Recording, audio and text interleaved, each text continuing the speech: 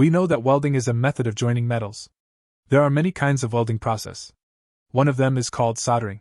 It is through the soldering iron heating melting solder wire. Soldering electronic components to the circuit board process. Widely used in the electronics industry. In the soldering process we'll find. If the soldering iron is used directly to melt the solder wire, the fusion between them is quite poor. But when rosin is added, when melted by the heat, it will make the solder wire and the parts close together. And when it cools down, it's firmly attached. So what does this rosin do? Rosin is a flux.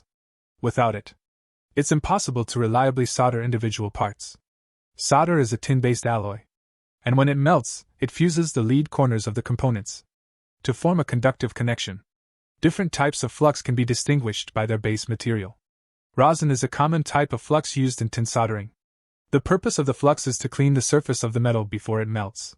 When metal is exposed to air, oxides form on unprotected surfaces. For electronics, these oxides can prevent the formation of good solder joints during circuit board assembly. Rosin becomes weakly acidic at soldering iron temperatures. It cleans the oxidized layer on the soldered surfaces. It allows the solder to penetrate the soldering surface. This allows the molten solder to flow to the joints. The types of fluxes can be roughly divided into three main categories: organic, inorganic, and resin fluxes.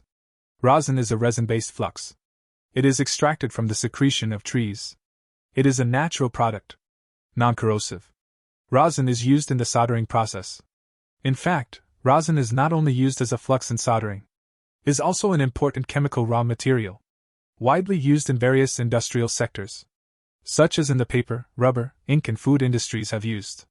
In addition, rosin is also used to clean musical instruments, such as arrow and violin use rosin to wipe the bow hairs, to increase the friction on the strings, to produce a normal sound. That's why rosin is added to the soldering process. Do you have anything to add?